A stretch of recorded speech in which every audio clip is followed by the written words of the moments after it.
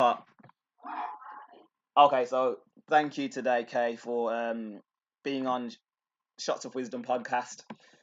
I'm really happy to have you on, and you're the CEO at Tamba. And basically, I just want to find out from yourself in terms of how long have you been running the business, and when did you start it? Okay, so I set up Tamba in 1994 when I was 17. I formed the idea when I was 16 and I just left school. I'd been really, really lucky that my parents, who weren't well off, put me in a private school, but it was a real struggle for them. So when I got to 16 and passed my GCSEs, they just said, we can't afford to do this anymore, you need to get a job. But it had given me enough of a start and enough of a belief that I could do something pretty cool, that I was incubating the idea. But the plan was, when I set up Tamba, I actually wanted to go to drama school. But because I taught myself to program and I'd been building very basic websites, because back in 1994, all websites were basic. Yeah. Email was a black screen with green typing on it. It was very, very different to what we have now. So I was just going to run it for a year to pay my way through drama school, which was a pretty expensive option at that time.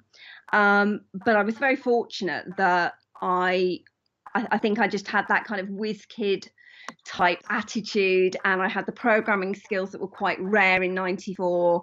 And I hustled and I made quite a lot of money, to the point where when it came time to make a decision about drama school, I thought, you know what, I'll keep going. And I kind of fell in love, and that's why I'm still here 24 years later, still doing what I love. Okay. So basically, for someone at 17, 16 to decide to start their own business, I'm just intrigued in terms of um, were you not held back, or did you not think about the whole factor around being young and age having a factor within the business world?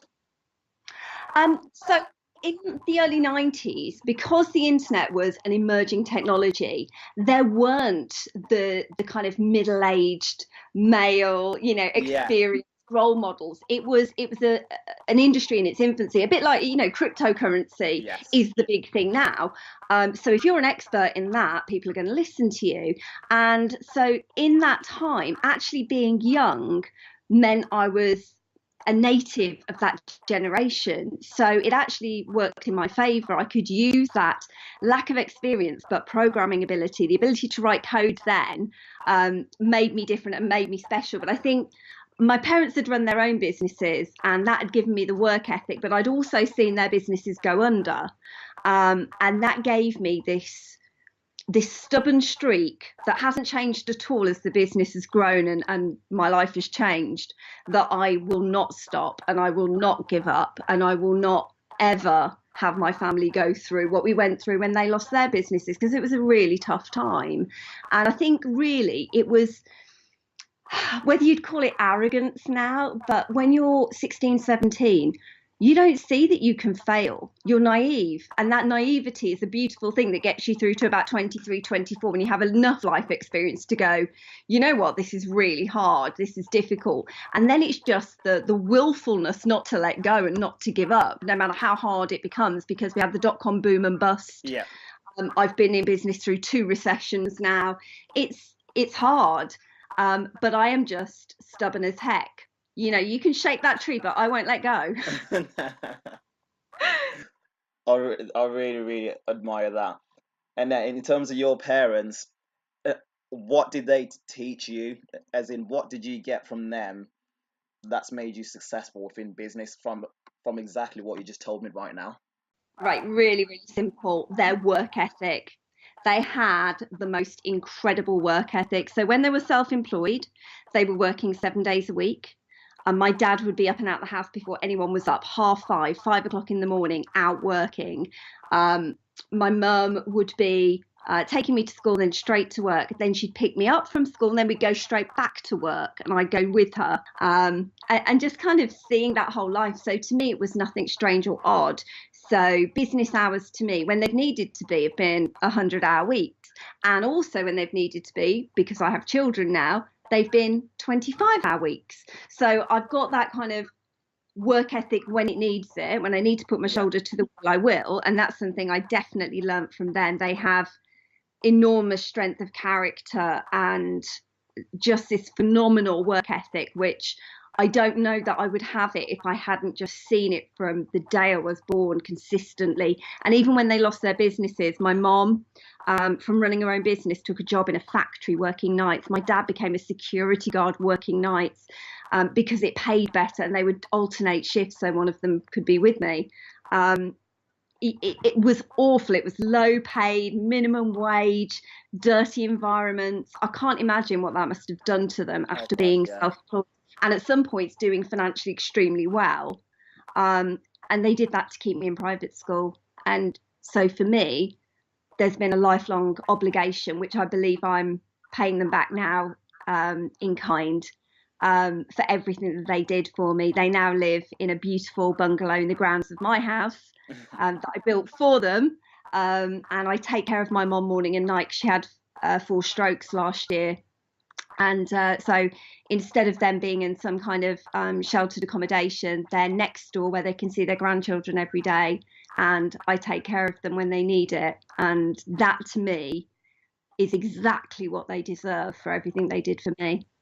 That's just so heartwarming, the simple fact that you look after your mum and your parents. And obviously I'm sorry to hear about your mum.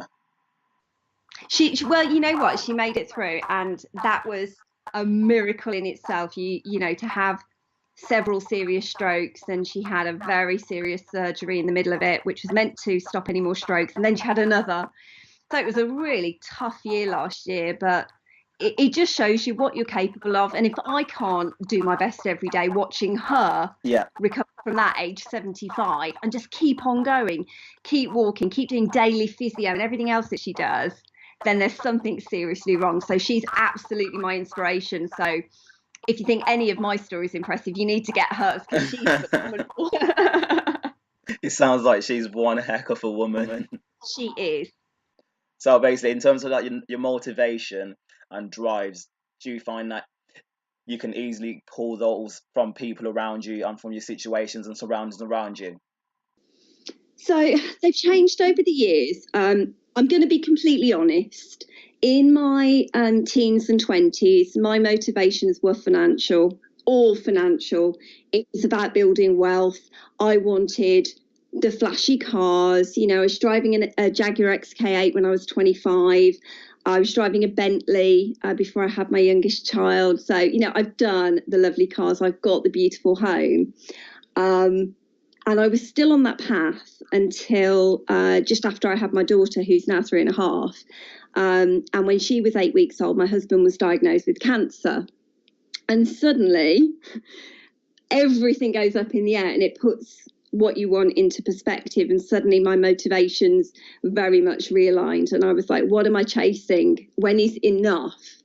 And I reprioritized everything, put him first, put my children very much first. And although the business continues to grow and we have other businesses as well, we make sure that we look after each other first, because having all the money in the world is great, but if you don't have your family and you don't have each other and your health, you've got nothing. So it was I'm sad, really sad that it took something as scary as that. And he's absolutely fine now. We were very, very fortunate that it was a really treatable cancer. And although it was a dark time at the time, we got through it really, really well. And he's heroic, to say the least, because he works with me at Tamba. He's Tamba's MD. It just made us so much stronger as a couple and as business leaders and as a unit. You know, we're a good team. And I think now my motivations are very much about what I can do to make my family proud of me. That's really important to me. And also what I can do to help other people. So when opportunities like this come up, or people ask me for little bits of mentoring here and there, if I can help them, I will, because, you know, sometimes you just need a hand or a leg up or just a bit of different thinking. And so many people are capable of that, but just won't give the time to do it. And so I don't want to be that person. I want to be the person that says, yeah, you know, what can I do? Yeah, and I think that clearly came across as when I mentioned to you, when I reached out to you on LinkedIn and you managed to get back to me so quickly, which obviously the timing obviously has a big thing to do with it, but it just shows that you are willing to help people that are just on the come up, people that want to get to where you are. Well, yeah, on a journey too, though, and we don't know, where you're going to go, what you're going to do. And I think it's all about building those relationships. Everyone you meet every day might have an opportunity for you, or you might be an opportunity for them. There are ways we can all help each other. And I've got this real thing for paying it forward and random acts of kindness. So I pay for random people's petrol, and instead of being happy, they always look at me with absolute suspicion as I'm leaving the petrol station. When the next person has their petrol paid for, they're really confused by it and they're suspicious. And isn't that sad? It is. That people don't think, oh, that's nice. They think, why did she do that? What's her motivation? What does she want? And when you, in the coffee shop, I'll pay for the next person's drink and they just find it weird. It strikes up conversations, but they think it's weird. But I just think if we were all a little bit kinder in the world, where would we be? It'd be great. That is so true. So you need to do that next time you're in Starbucks or any other coffee shop. Pay for the next person's drink. It makes you feel amazing. Just spread that little bit of love. Yeah, exactly. That is a nice trick. I'll definitely will try it within the next week. I'll be checking. I'll make sure I let you know when I do it. And then basically, in terms of running your own businesses for such a long time, what would you say is the best part of owning your own business? I think it's the fact that you can steer in any direction. One of the things that has been pivotal in Tamba's success so far is that we're quite good at seeing where markets are moving. So when viral gaming started becoming a big thing in about 2005, 2006, we skilled up in that area and we were able to make hundreds and hundreds of games for brands. And we really, really did an awful lot of work in that space. But then we started to see that the market was moving more towards social media. So we moved very much in that direction, building Facebook apps and things like that. And now it's become more about editorial content, video content, Facebook Live. That's a huge thing for us. We do an awful lot of work on Facebook Live. So we're very agile. And I think that that's been one of our sweet spots, just listening to the market really closely. And whilst we're bigger now, we're still small enough to be agile and jump onto these new things and skill up in the right areas so that we can, as much as possible, future-proof ourselves. In terms of basically, I know you touched on Facebook Live and basically always seeing where trends are going.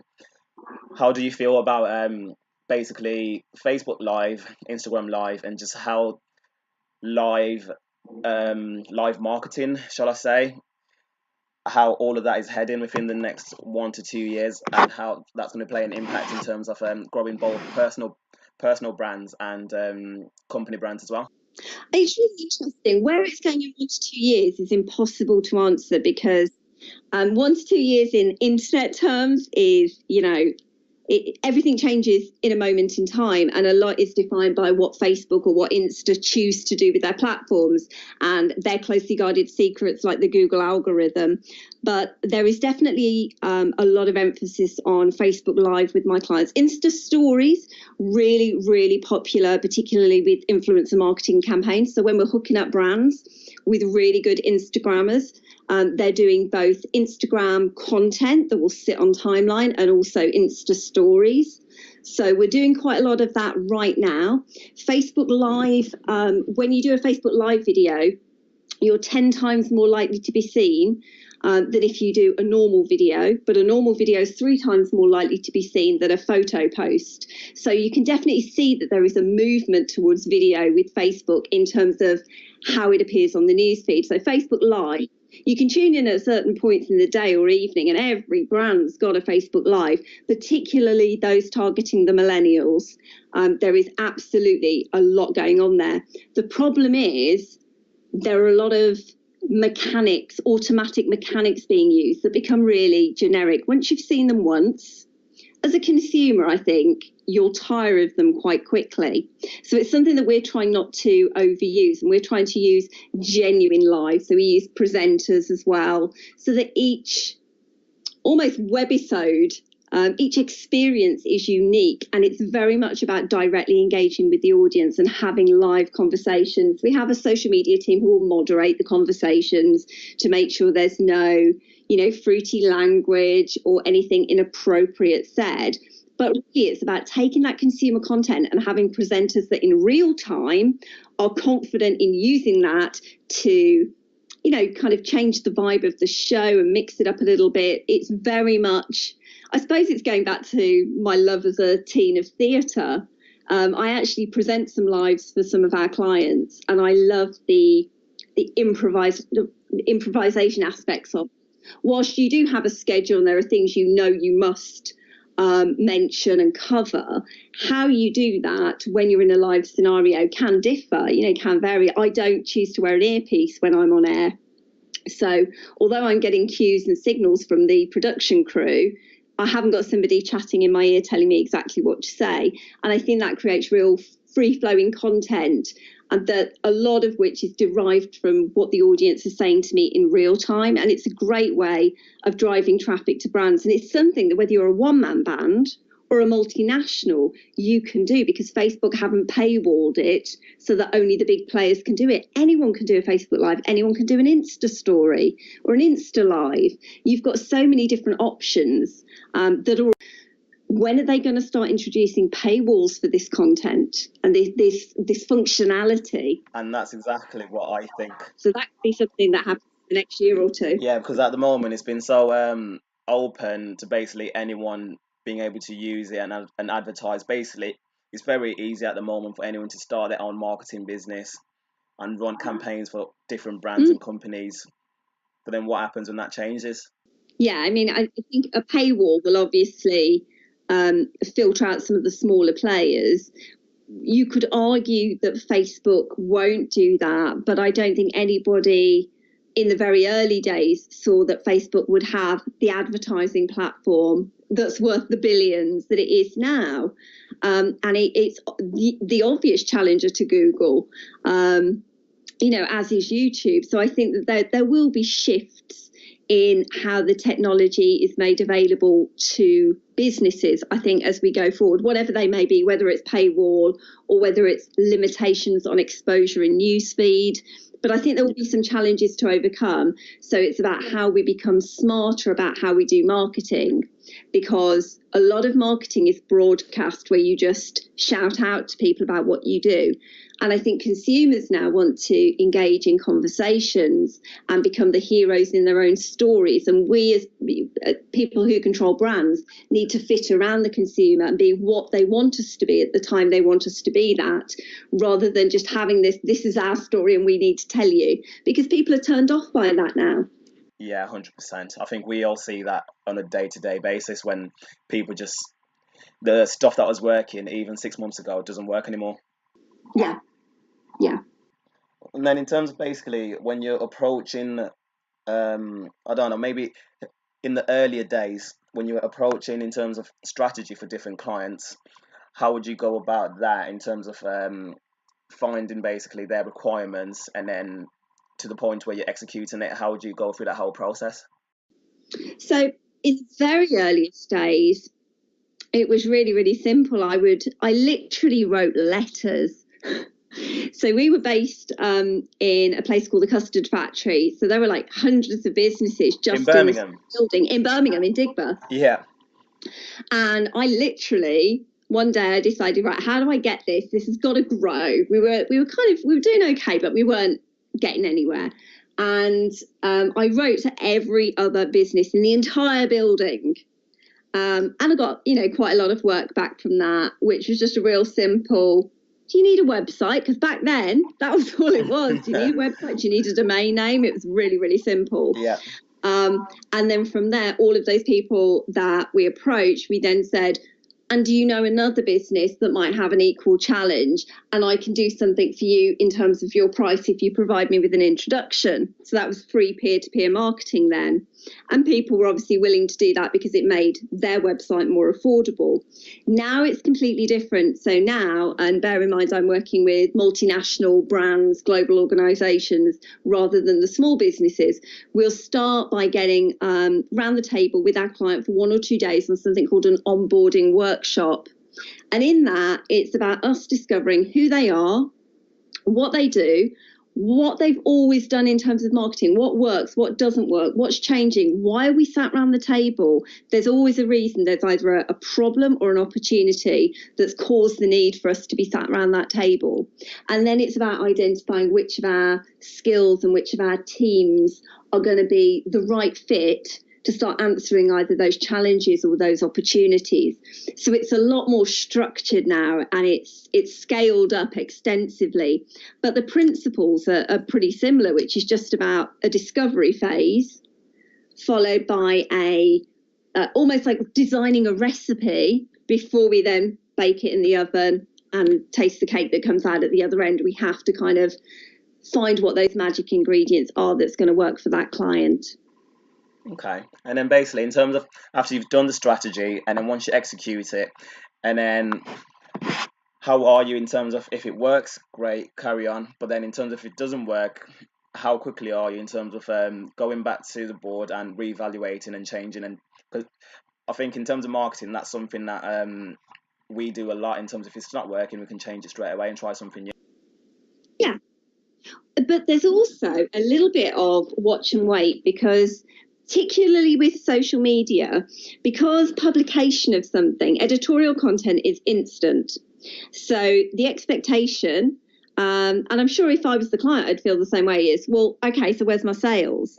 And actually, sometimes there is a long tail effect with these things, that if you are seen on various influencers platforms, and then you're seen because you're in Google results, and then you're seen because you've got a YouTube pre-roll ad, and then you're seen, and it's those 17 touch points that are often talked about in marketing before you get that sales conversion.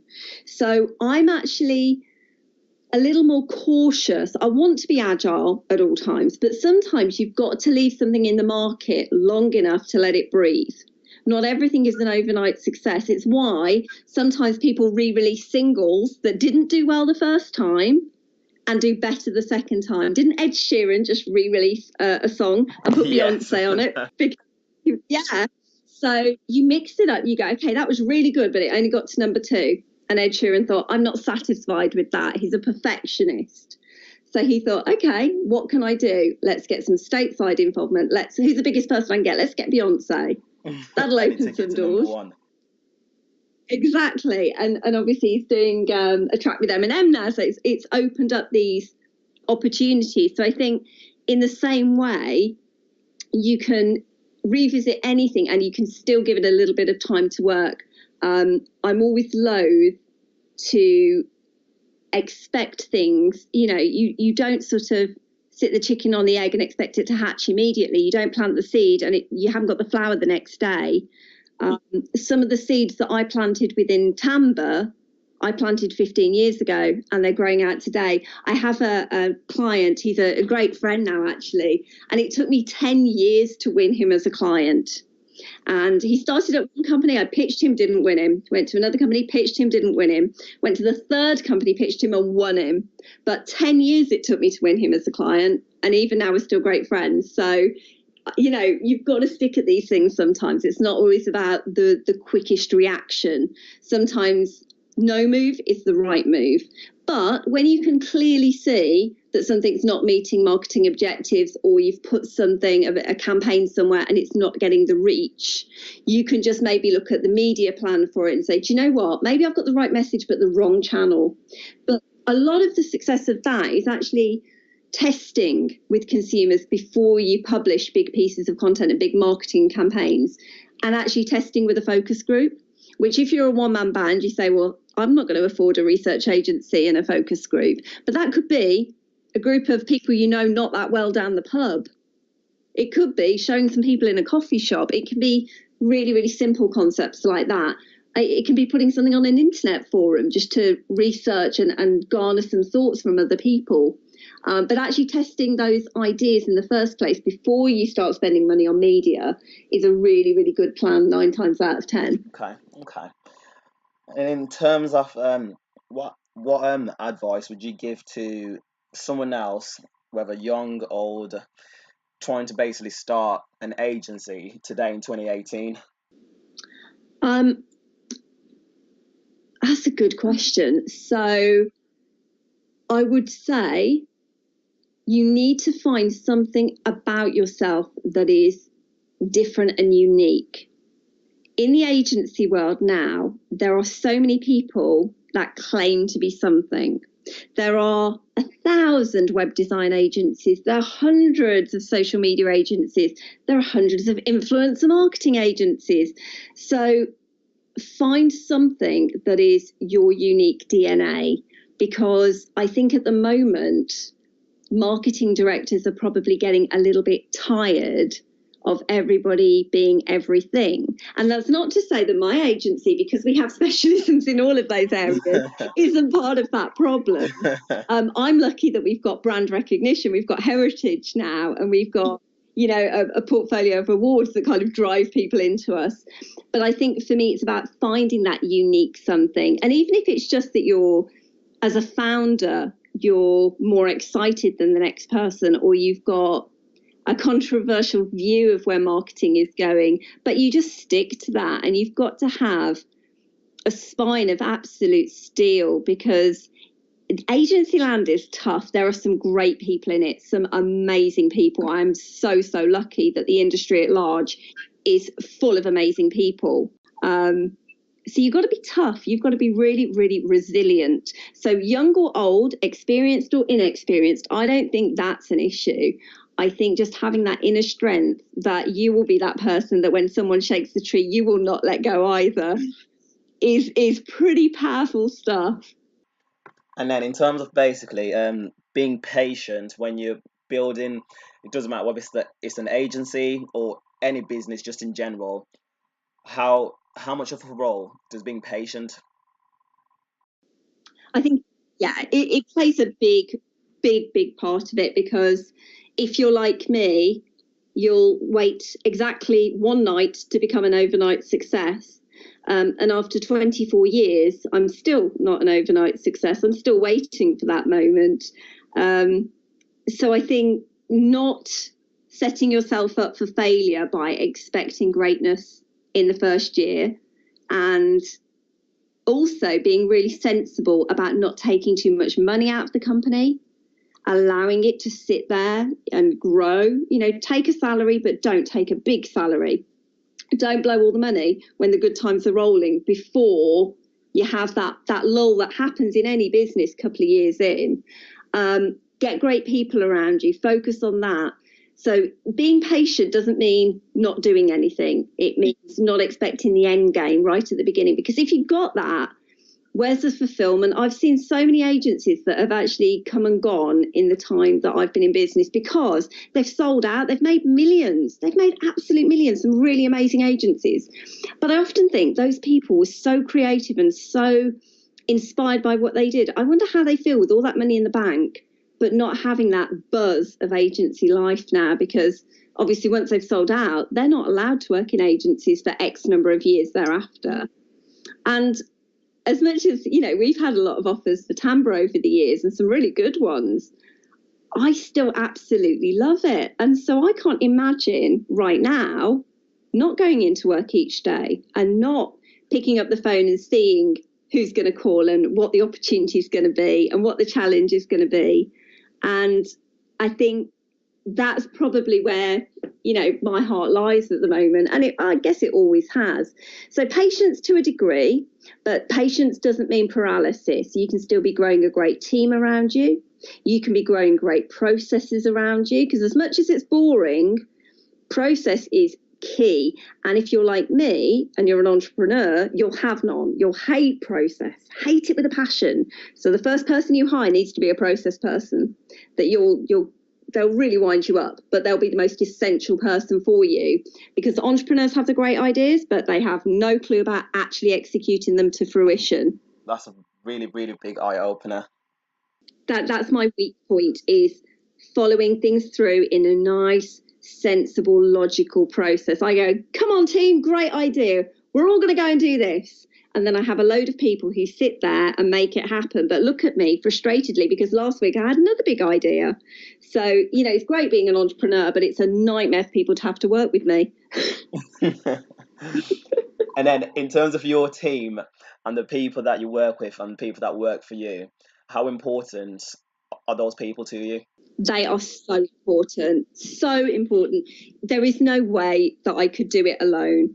I'm very lucky that I work with my husband, and he's a fantastic MD. All the clients love him, all the team love him. He is one of those people that everybody loves. I'm a bit more Marmite, as you'd expect for a founder. You love me or you hate it. Used to bother me, but I can live with it now. But I've got some really, really skilled team members. My technical director started as a web developer with me 16 years ago, and he's worked his way up, and he's technical director with a shareholding in the firm now. He is amazing. I could not be without him. And if I were ever to do other things in the future, he'd be with me as well. He's fantastic.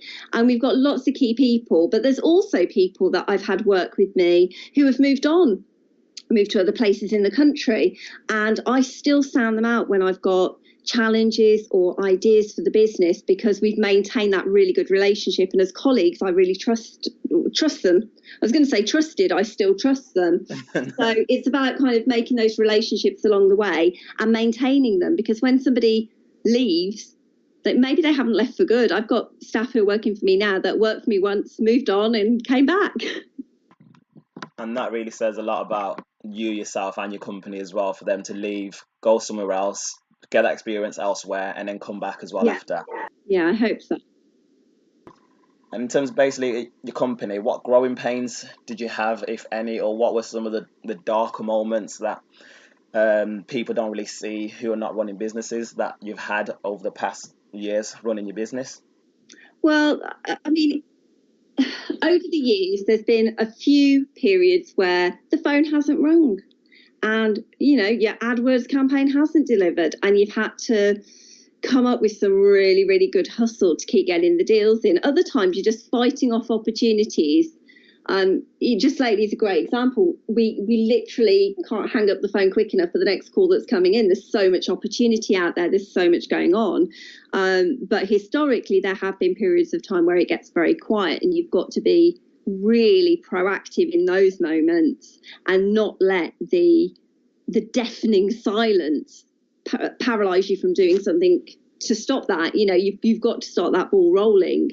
And of course, the bigger you get as a company, the bigger the ship is, and the harder it is to change direction when you need to. It becomes a little bit harder and less agile. So for me, the thing that I always like the least is when there are challenges of not enough opportunity, but I've got enough experience now to know, okay, so we need to be out there networking. We need to be doing thought leadership. We need to be doing online networking, things like talking to people on LinkedIn. It's how you and I discovered each other. And just kind of working the numbers, always looking at the numbers, saying, right, okay, if I need to make 100 calls today, or I need to go for 30 coffees to get the next deal, how quickly can I get them in the diary? How can I move this forward? And then the other thing that I would say is just managing cash flow, big or small. Having a really tight control of your bottom line is absolutely critical. So don't overstretch the bottom line. Don't take the money if it's not there. Always leave yourself a margin for things going wrong.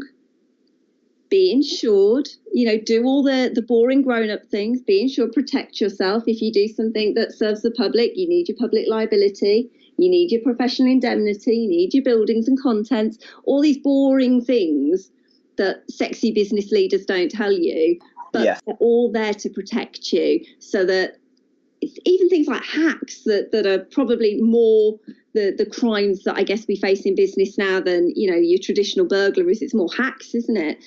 You've got to be protected against them, and it will help you sleep at night. So just, again, it's process, isn't it? And planning for all eventualities. Try and cover your backside as much as you can.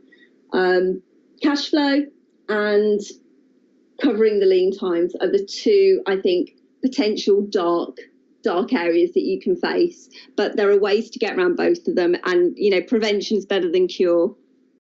And then in terms of on the other side of it, what have been some of your best moments in business, or your best moments if you have one? Oh, I couldn't tell you just one. There are so many amazing things that have happened to us. We've had phone calls and people saying, "Yeah, we need you to work for Kylie Minogue. Can you write her a voice script and deliver it to her today?" And all sorts of them. And having Kylie tweet about you, that was phenomenal. We've worked with lots of people in the music industry, which is super exciting. And it's a great way of getting staff on board if you can show all the record labels you work with. People love that. I suppose the one moment that always sticks out in my mind was in 2007. New Media Age was the biggest marketing title of the time, and we won a New Media Age Effectiveness Award for our work for Comic Relief, which was all done for free. We built a game, we got loads and loads of charity donations, raised a huge amount of money. We had a video tribute on screen before we went up on stage from Graham Norton.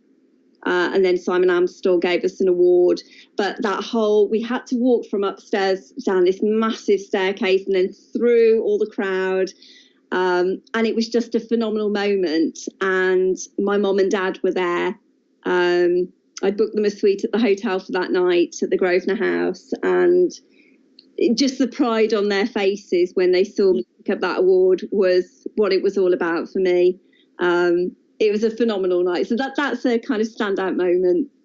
And then in terms of basically for aspiring entrepreneurs, how do you recommend or suggest they spend their money? Let's say if they're starting out a new business, so the main focus is having money for the business. How do you recommend that they spend their own finances in terms of basically not wasting any money and using it at the right times for the right things?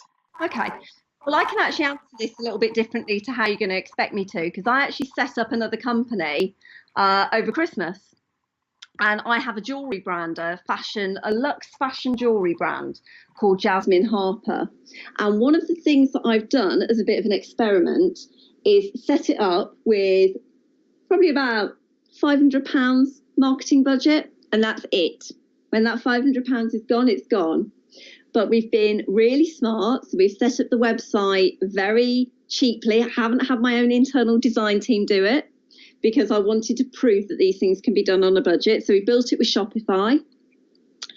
We did all our own photography, which is really difficult if you're in the jewellery game. Jewellery photography is the worst if you're not a photographer. Absolute nightmare. Did all the photography, and we've done some Google ads, some Facebook ads, but we've done it really, really lean. We've also created some influencer marketing campaigns where we've not paid our influencers, but we've offered them our product in exchange for a review. And we are, I think, 3-4 weeks in now, and it is flying. We're going to be in Tatler next month. So it's going amazingly well. And it proves that actually, if you know marketing, you can eke so much value out of what is not a lot of spend. I'm not talking about £500 a month marketing budget. I'm talking about £500 full stop. It's got to then start churning its own revenue to justify a marketing budget going forwards. And it's doing exactly that. And that's in 3 weeks. Now, luckily, I've got 24 years of marketing heritage to get me to that point. But it was a bit of a part business, part experimentation to just test our own mettle, because we work with so many Uber brands, and people say, yeah, but everyone's heard of Superdry, everyone's heard of Pirelli, but actually no one's heard of Jasmine Harper. It's a brand new brand. No one knows what we do. We're a slightly different concept in fashion jewellery, that we are curated collections, and that's kind of carving out a niche where potentially there is no niche. So we've got to convince people that this is something they need in their lives. So it's been a whole new challenge for me. But actually, it's that same startup love affair that I had when I was 17. Nothing's changed. I still love that whole, how are we going to get people excited and talking about us? And every time somebody does, it's the biggest buzz. So for someone who's basically potentially wants to start a brand, how important do you think it is to have basically a story and to find your own avenue, so that basically it sets up the marketing story and it just makes it authentic and different? Yeah, people buy into stories, don't they? They do. I haven't overly laboured the Jasmine Harper story. I've kept the concept really simple about the kind of things that I like to wear jewellery-wise and where I struggle to find them, and how I believe that other people might have that challenge too. And if they do, come and join me and be part of my little collective. So I don't think your story needs to be this, well-crafted epic novel, because if it's online, people haven't got time for that. But I think you just need a bit of a reasoning, and also don't be afraid to put your face behind the brand as well. You don't need model good looks. I certainly don't have them, but I'll put my face to something because I think it shows a degree of honesty and transparency that says I'm here, and I'm right here for you to talk to if you want to. So having a story is great as long as it's authentic and it's not overstated for marketing effect, because people are smart and they'll see through it. And in terms of brands and companies at the moment, which ones do you think are doing a great story in terms of their marketing at the moment? Oh my goodness, so many. It's interesting that I find it easier to say the kind of brands that are turning me off at the moment than turning me on. There are lots and lots of brands in the food and beverage industry that are doing some really, really clever things. I don't want to single out a single company because I think that's unfair. But I think those that are using tech where it fits their story, so they're using social media, for example, to get consumers to experience their products in their own way, and then they're disseminating that content. I love the authenticity of things like that. What I don't like is when people kind of overstate themselves and become a little bit self-indulgent. Some of the fitness and protein type brands are quite self-indulgent in the way they communicate, and personally that turns me off. I think it probably does work for millennials, because you find the brasher messages work for the millennials and the subtler messages are working for Generation X, Generation Y. Okay, and then in terms of not answering your question there, am I? But it's because I don't want to single out any brands. You've got to bear in mind I'd have to mention all my clients. I know. So I definitely won't make you mention any brands. And then in terms of just campaigns in general, this one doesn't have to be any clients that you've got. Have you got any favorite campaigns, marketing campaigns? The stuff that we work on that we love the most at the moment, we love doing our Facebook Lives, because when we ask a consumer in real time, what do you think of this product? They just tell us, and it's brilliant. So not only is it a sales opportunity, it's also a focus group, it's research, customer insights. You could pay a fortune for this stuff and it's all right there. I like the instantaneous nature of sales that come from it. It's in the moment, it's real. And I like the fact that it's a competed space. So you have to be really clever and, construct a good quality set, have good quality audio, use great video production tools, be well rehearsed, because the market is getting sharper and sharper as the months go on. And I think we're all sort of being tested to greater degrees to produce really compelling content.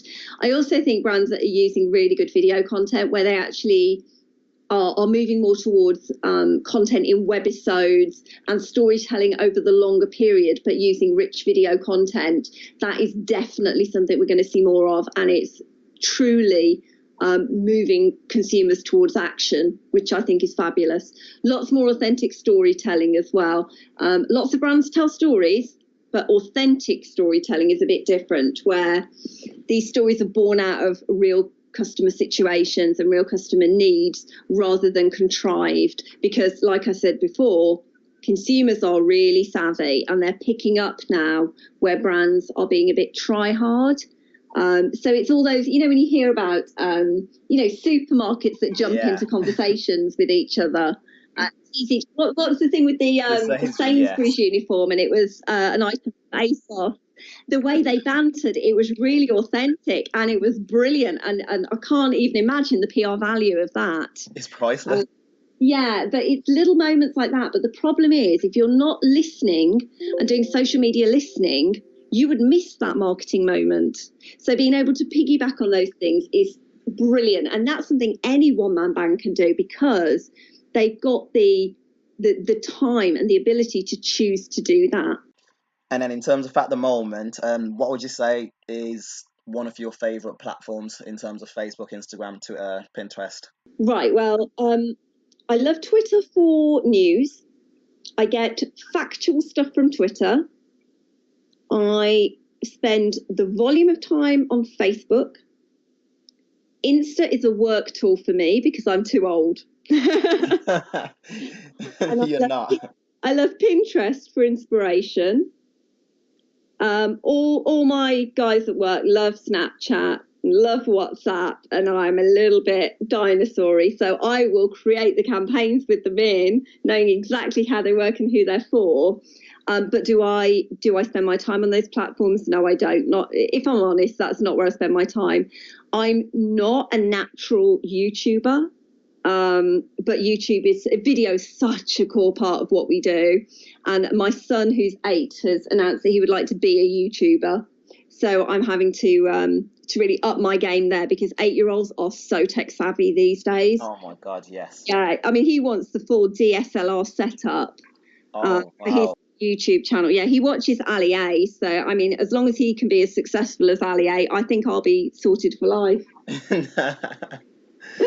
You won't have to do a single thing after that. I know, it's great, isn't it? I mean, to be honest with you, that's going to be the footballers of this generation. Next generation, it'll be YouTubers, won't it? Because that is where I suppose celebrity and almost the hero worship is moving. Oh yeah, 100%. I would say just even from just like looking over the past 5 to 8 years, it's almost shifting from the normal A-list celebrities to becoming the influencers. Your likes of, let's say, Jake Pauls, they're more famous than your A-list. Yeah. And of course they have the price tags to go with them. We've worked with some very big influencers, including the Kardashians, and obviously the price tags associated are phenomenal numbers. Yeah. Whatever number you're imagining right now, it was more. But you know, again, it's all about authenticity. More and more influencers now are being caught out because they're not using ad or spawn on their content. They're not being authentic and truthful with their audience. There were issues on a Channel 4 documentary a couple of years ago with a particular agency who was representing people like Tanya Burr and Zoella, and again weren't declaring that products that they were promoting, they were also earning a fee off the sale of. So again, authenticity is going to be really, really important to the success of influencers. Otherwise, that whole thing will blow up and go pop, and it won't exist in a few years because people will stop believing, and it won't generate sales, and therefore it won't generate more money for them going forwards. And then just touching in terms of basically authenticity and just honesty, how important do you think that is in both business and in life? Always being your true self and just being authentic at all times. Yeah, be real, be authentic. You haven't got to be a big show-offy character.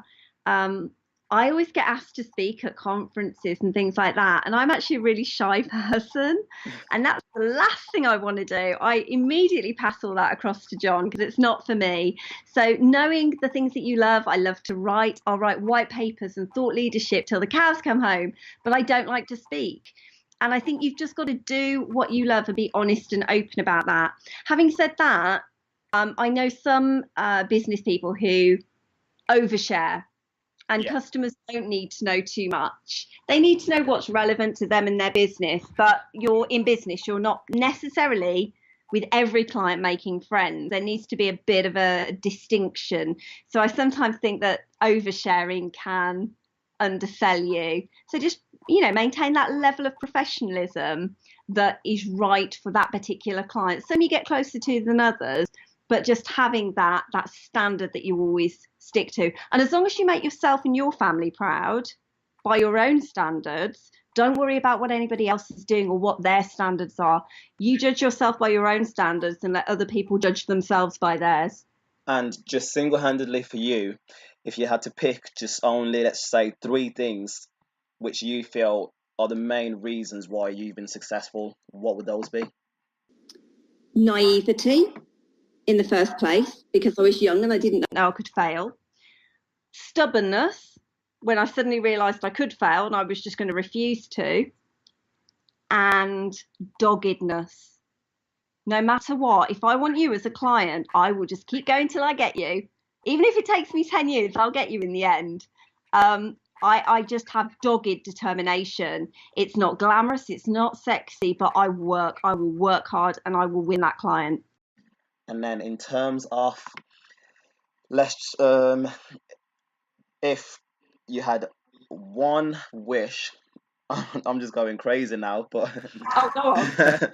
let's just say, in another world, Can the answer be Channing Tatum before we go any if you want it to be, it definitely can be Channing Tatum. If it's a wish you're offering me, it's Channing Tatum's the answer. I think the question will definitely be able to offer you that. In terms of, let's just think about it. Aladdin, you've got Genie, and Genie can only grant you one wish. Basically, if you could go over like your whole life again and do something different, what would it be? Oh.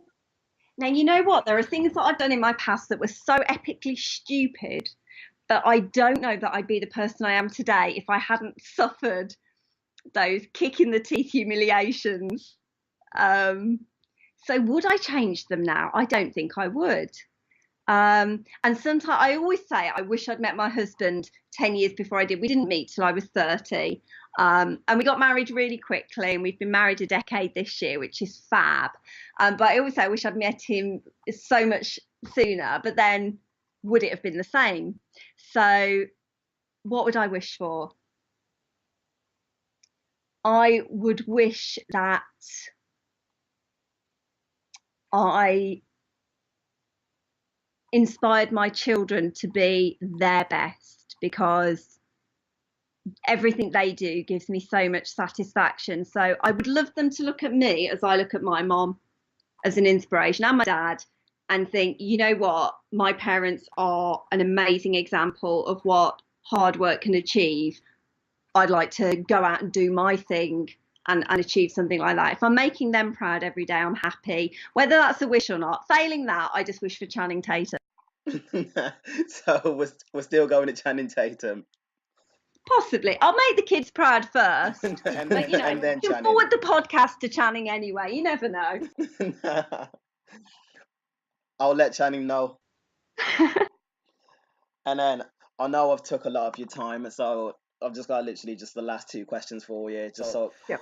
I want to say I really appreciate your time and you accepting to do this from a random guy that you've never spoke to who just reached out to you on LinkedIn. So I think that says a lot about you as a person in supporting someone that's unknown to you and giving them the chance to take an hour off your day when you're potentially not getting anything for it. So I just wanted to say thank you, and I really appreciate that. You're very welcome.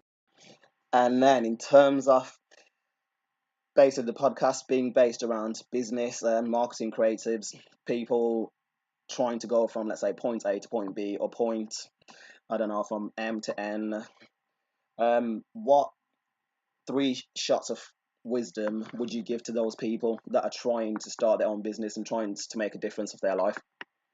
Don't let anybody tell you can't, because you can.